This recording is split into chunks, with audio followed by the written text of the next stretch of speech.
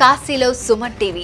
Suman TV ప్రేక్షకులకి నమస్తే. కాశీలో సుమన్ టీవీ మీ అందరి కోసం కార్తీక మాసంలో ఈ కాశీ యొక్క విశిష్టత, కాశీలో మీరు వచ్చినప్పుడు చూడాల్సిన ప్రదేశాలు, ఆ ప్రదేశాలకి ఆ గుళ్ళకి ఉన్న చరిత్ర, ఇవన్నీ మీకోసమే.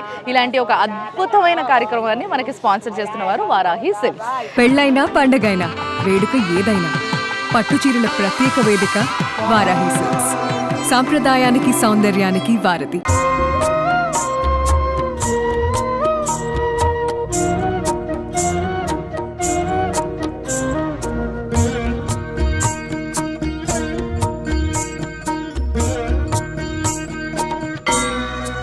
దశ అశ్వమేధ ఘాట్లో భాగమైన, అంటే యాక్చువల్గా దశ అశ్వమేధ ఘాట్ ఏదైతుందో చాలా పెద్దది. ఆ పెద్ద ఘాట్లో మధ్యలో ఇంకో ఘాట్ ఉంటుంది అనమాట. అదే నా వెనకాల కనిపిస్తున్న ప్రయాగ ఘాట్. సో ఈ ప్రయాగ ఘాట్ గురించి, అదేంటి, ఒక పెద్ద ఘాట్ పైన చాలా విశిష్టత ఉన్న ఒక పెద్ద ఘాట్ పైన మధ్యలో ఒక ఘాట్ ఉంది.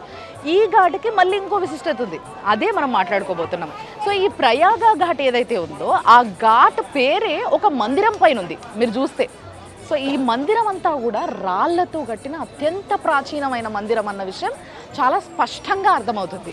అయితే ఈ మందిరానికి మనం పైకైతే పోతున్నాం, కానీ నేను మీకు ముందే చెప్తున్నా, ఈ మందిరానికి తాళం వేసి ఉంటుంది. మీరు లోపల పోవడానికి వీలు ఉండదు. బట్ మనం ఏం చేస్తున్నామంటే పైకైతే వెళ్తున్నాము. ఎందుకు అనంటే ఆ పైనుంచి కొన్ని చెప్పాల్సినవి, చూపించాల్సిన ముచ్చట్లు చాలా ఉన్నాయి.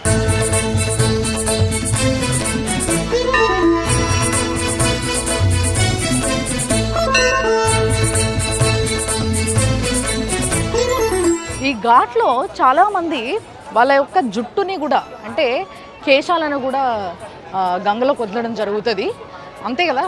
బేసిక్గా మనిషికి జుట్టు, చెప్పులు ఈ రెండు అహంకారాన్ని తీసుకొస్తాయి అంటారు అనమాట. ఆ రెండింటిని ఎప్పుడైతే మనము త్యాగం చేస్తామో మన అహంకారం కూడా తగ్గుతుంది అనేది ఒక వర్జన్.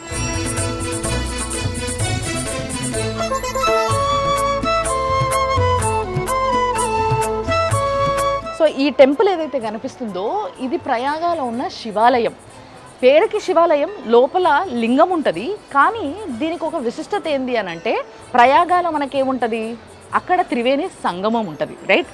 అదే త్రివేణి సంగమము ఈ మందిరం కింద, ఆ శివలింగం కింద ఉంటుంది అనమాట. సరస్వతీదేవి, గంగాదేవి, యమునాదేవి, ఈ ముగ్గురికి కింద గుడుంది. అదంతా కూడా కింద నీళ్ళల్లో ఉంటుంది. అక్కడికి వెళ్ళడానికి కుదరదు. ఇది కట్టించింది బాలాజీ బాజీరావు అని చెప్పేసి, మీరు బాజీరావు గురించి చదివి ఉంటారు. సో ఆయన ఈ యొక్క టెంపుల్ని కట్టడం కానీ, ఈ ఘాట్ని కట్టడం కానీ ఆయన్నే చూసుకున్నమాట. 1778లో ఆయన ఈ మందిరాన్ని కట్టడం జరిగింది. సో ఈ మందిరాన్ని ఎందుకు కట్టినరు అని అంటే, ఆ కింద త్రివేణి సంగమాన్ని గుర్తించిన తర్వాత, త్రివేణి సంగమం ప్రయాగలోనే కాదు, ఇక్కడ మన కాశీలో దశ అశ్వమేధ ఘాట్లో కూడా ఉంది అని చెప్పేసి దాన్ని గుర్తించడానికి, దాన్ని హైలైట్ చేస్తూ ఎలివేట్ చేయడానికి ఆ మందిరాన్ని కట్టడం, ఆ పైన శివుణ్ణి పెట్టడం, అసలు దానికన్నా ముందు కింద ముగ్గురు అమ్మవార్లకి అక్కడ గుడి కట్టడం జరిగిందనమాట. అంత గొప్ప స్థలం ఇది. కాబట్టి ఈ స్థలాన్ని నిజంగా, అంటే త్రివేణి సంగమం కోసం మనం అక్కడ దాకా ఎందుకు పోవాల్సి వస్తుందంటే, ఇక్కడ కంప్లీట్గా మూసేసింది కాబట్టి.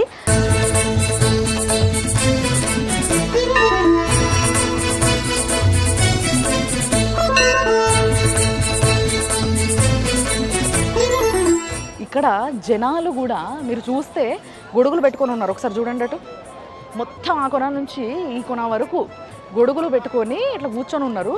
పొద్దున ఎక్కువగా మీకు వీళ్ళు కనిపిస్తారు. సాయంత్రానికి మొత్తం అంతా కూడా గంగా ఆరతి తయారీలో వీళ్ళందరూ వెళ్ళిపోతారు. మీరు చూస్తే ఆ గొడుగుల కింద ప్రతి ఒక్కరూ ఒక చిన్న వినాయకుడిని పెట్టుకొని పూజలు చేయడము, సాలగ్రామాలు పెట్టుకొని పూజలు చేయడము, నాగదేవతలను పెట్టుకొని పూజలు చేయడము, ఇవన్నీ మీరు చూస్తారు.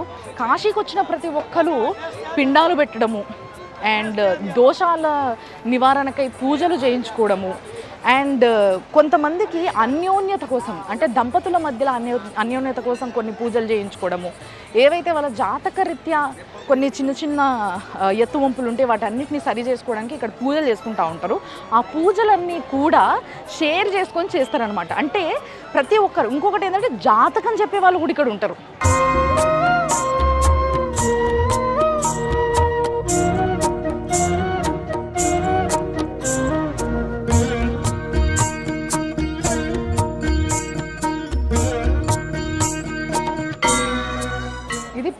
ఘాట్ యొక్క ముచ్చట్లు చూస్తున్నారు కదా.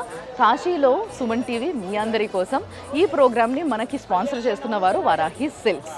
కాశీలో Suman TV sponsored by Varahi silks.